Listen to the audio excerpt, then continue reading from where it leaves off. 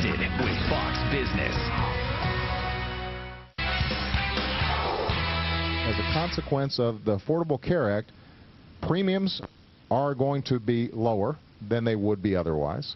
Healthcare costs overall are going to be lower than they would be otherwise. Reduces most people's premiums and brings down our deficit by up to $1 trillion over the next decade because we're spending our healthcare dollars more wisely. Already, the Affordable Care Act is helping to slow the growth of healthcare costs. A lot of big promises there. Now a big letdown. A new study revealing that health insurance companies will pay an average of 32% more in claims by 2017, which is really the driving force behind premiums going up. And it's all because of the health care law. And, Rich, you say this is just a sign of more bad news to come. Yeah, and this 32% that you cited was verified by HHS Secretary Kathleen Sebelius. I guess her plain-spoken Kansas nature couldn't hide the fact like President Obama does. But it's going to get even worse. You know, a recent survey of companies now says that 50% of companies are going to drop out of covering health insurance for their employees, despite having to pay $2,000 per person penalty to do. You know, a year ago, the survey showed 30%. So every time you look at this monstrosity, the news gets worse. And, Rick, the Wall Street Journal just had a front-page piece about a well-reported piece saying that premiums are going to double because of this Health Care Act. Yeah, you know, Rich is right when he points out that Secretary Sebelius did verify the results of this, but he unfortunately leaves out some important details, as has the media. This kind of study makes great headlines, but let's get into a few of the details. Number one, this only applies to individual marketplace. That's about 10% of people buying insurance.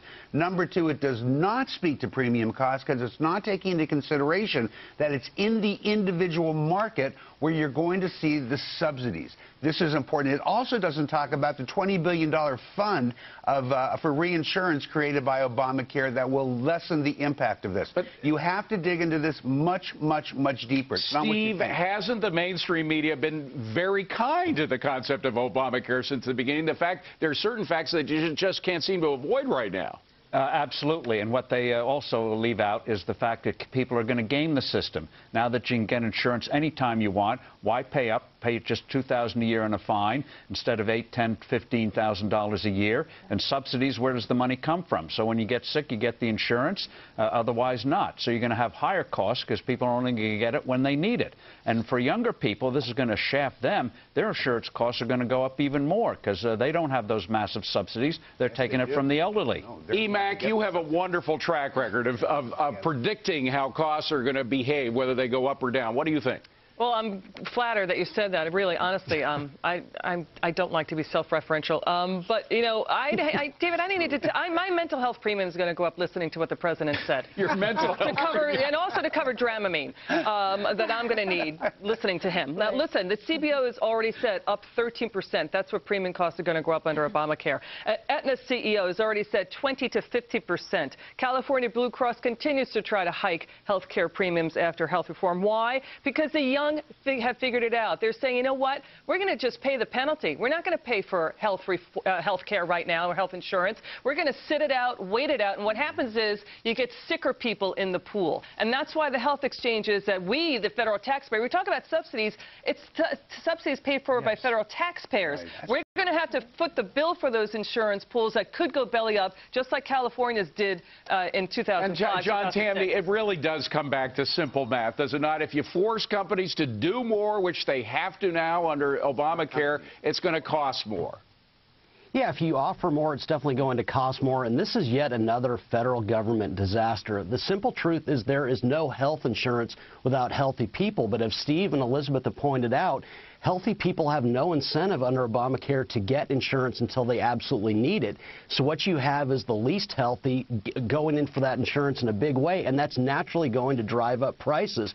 You know, Rick last week talked about how there shouldn't be one size fits all for colleges. Right. Why not? Why does he want one size fits all for health care? Sabrina, what do you think? No, I couldn't agree more with almost everybody here. I mean, the problem is that we've tried to create a one-size-fits-all. She said almost everybody, Rick. Go ahead, Sabrina. The majority of Obamacare isn't going into effect until 2014, and we have hundreds of these provisions which are going to drive up premium costs. Think about the provision that says that so-called children can stay on their parents' insurance plan until they're age 26. At 26, I was married, but now I could be on my parents' plan. This is going to drive up costs for individual families up to $450. And then we haven't even gotten into the guaranteed issue provision. So these are serious costs that well, Rick, it's not necessarily a bad thing, but the fact is you can't do it for free. No, you don't have to do it free. Look, here's what nobody's talking about. Yes, premiums are likely to go up for younger people, come down for older people like me. But who's going to get the majority of the subsidies? The younger people who are not yet far along in their careers and make less money. But you know what? This is the reality of it. Wait a minute. You know what's going to go up is that Subsidies mandate tax, David, because it's not a big enough stick to get the young and the healthy to buy health insurance. They're going to stick it out. They're going to wait it out. I'll tell you something. If you think health reform was expensive, wait till you see when it's all supposedly free, as J.J. O'Rourke has said. Yeah, like the old Soviet Union, the health care is free, but you can't get any. Why not move in the opposite direction, David? Free markets, true free markets, we haven't had in health care for 60 years, turn scarcity into abundance. Government means scarcity, means less health care for all of us. Rich, quickly, go ahead. Steve is absolutely right. This is such a squandered opportunity, and we should be able to seize combining free markets with all the technological advances. We can have both. We can have better coverage, wider coverage, and at an affordable cost. Let's leave it on that optimistic note, folks. Thank you very much. Well, winning takes care of everything. Why this new Nike ad campaign featuring Tiger Woods not sitting well with some? So is the company putting money over morals? That debate on cashing in at the bottom of the hour. But first, right here, these spring breakers packing the planes right now. But if you are packing on the pounds, should you have to pony up more than skinny folks? A new push to pay for what you weigh. That's a flip side. Coming next. For what you weigh with planes packed for spring break and the busy travel season. An expert floating a plan to make plump passengers pay more. People would declare their weight when they book flights and pony up a fat surcharge to cover the cost of fuel. And John, you say this is harsh, but it's a good business move. Explain the flip side. Well, you know, in modern times, airlines have been constantly going through bankruptcy. So anytime they're thinking about profits first, this is probably a good thing. Now, in this case, maybe if one airline experiments with it and it succeeds, it's something that could expand across others. And then if it doesn't, no one will do it. I think it's important for airlines to experiment with ideas. That's how we move forward. Okay. Failure is the best teacher. Maybe this is one of them. So, Steve, give it a shot. See what happens. Oh, David, this is a mother lode for trial lawyers. Discrimination? Oh, my goodness. Scales at the airport, bad enough with the TSA to make sure you're declaring the right weight. And the traffic, most of us are overweight, so we're going to be humiliated at the airport, going to travel less. This is an absolute non-starter. And talk about discrimination. Asians, as generally, a little smaller than Caucasians and African Americans. Discrimination suits will fly. Any airline that tries it, it will be weighed down in bankruptcy. So the lawsuits will fly, but this plan will not, Sabrina. That's what Steve says. Well, I'm not saying it's a good PR campaign, nor do I know how they would practically implement this. But I do think that if it costs them more to provide a service to one person than to another person, then I say that they have a right to try this.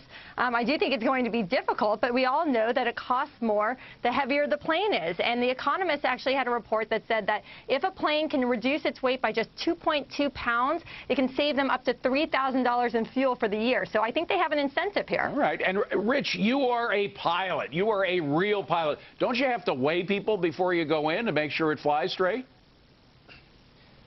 Weight is a really serious concern. You know, when you're taking off from Denver on a summer day, I've been on a flight where 20 people had to be offloaded or the plane wouldn't get off the runway, and those runways are awfully long in Denver. But Steve is right. This is just, it's cruel. We don't need to do it. It's kind of self-limiting because the seats kind of limit how big people can really be to fly, particularly in coach. So I think it just don't go there, airlines. Quick, Rick, go ahead. This is nuts. I'm with Steve on this. I won't be able to afford to fly anymore. I've gained a few pounds. It's crazy. I think the guy who came up with this weighs 105 pounds. He must. That may be true. Thank you, gang. Coming up, strong earnings for the first quarter. Let's find out which stock